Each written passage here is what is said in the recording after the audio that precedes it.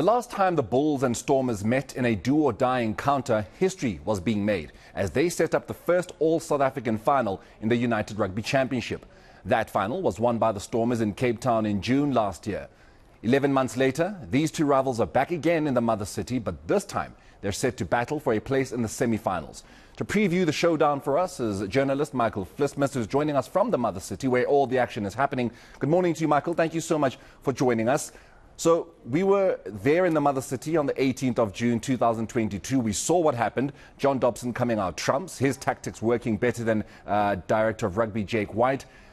We've had so much that has happened where South African franchises are concerned. These two particular franchises concerned. Big scores coming from the Bulls, very close scores coming from the Stormers.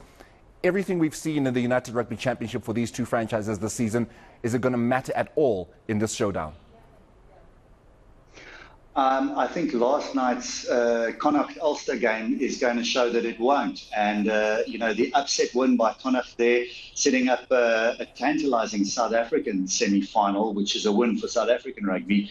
But yeah, Connacht, really upsetting the favourites at home. That's playoff rugby, and that's what we're going to deal with at the Cape Town Stadium today. It won't matter. It doesn't matter. As Jake White has correctly pointed out, it won't matter how many times the Stormers have beaten the Vodacom Bulls this season. It won't matter what you've done in the previous 18 rounds. It can go any way. You mentioned history, though, and history being made at the Cape Town Stadium last season. Recent history, certainly the Vodacom Bulls looking to make that and overturn what has been a dominant display by the Stormers against them in recent matches. So they certainly have their backs against the wall for this one in terms of the Pretoria side travelling to Cape Town. And but yes, again, playoff rugby is a different matter entirely. It can go either way on the day, and we certainly saw that last night with Connacht. Michael, 140 points were scored by Jake White's team in the last two matches, Zebre and Leinster, who finished as the best team in the competition. Is that something John Dobson needs to be worried about? 140 points. I'm talking 78, which was followed by 62. That is, I would be worried if I were a coach. But, John Dobson is a man of experience. He is very much a man of experience, and he's also a man who doesn't underestimate the challenge in front of him, and neither does his entire team. They know exactly what they're dealing with in terms of the hunger and desire of the Vodacom Bulls team coming to them today. It's something they won't take lightly at all. But, a massively valuable thing in sport is momentum. It's huge. And any time a team gets momentum and gets on the front foot, it's very difficult to stop an outfit like that going forward, whether it's, the kind of points that they've put on, whether it's in a match itself. It's very hard to stop momentum. And the Vodacom Bulls have that momentum. They've got momentum coming into this. They're feeling strong. I had a long chat with Marcel Coetzee after he came back from Japan. He spent a couple of days in camp. He's obviously not playing in this match, but he was with his teammates, and he said they're up for this. They're ready for this challenge. So, but yes, as you rightly said as well,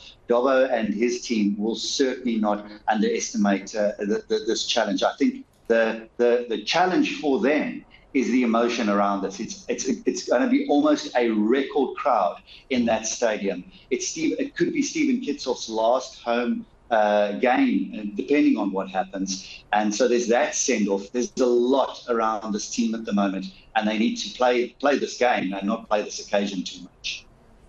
We also have the Sharks who are taking on Leinster a little later on, of course. That's a big one for them. They're obviously going in there, I would imagine, many would say, as the underdogs, given how, Leinster have fared in this particular competition.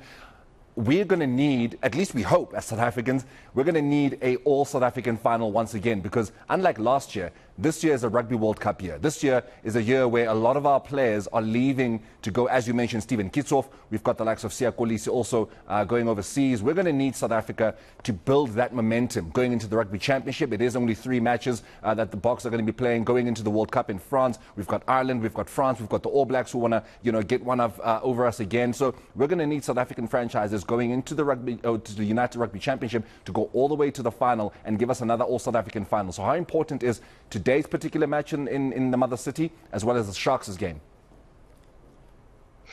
Well, looking at the Mother City, encounter, I think it's going to be very much a test rugby feel to it. I think you're going to see a heavy set piece battle and some very strategic kicking.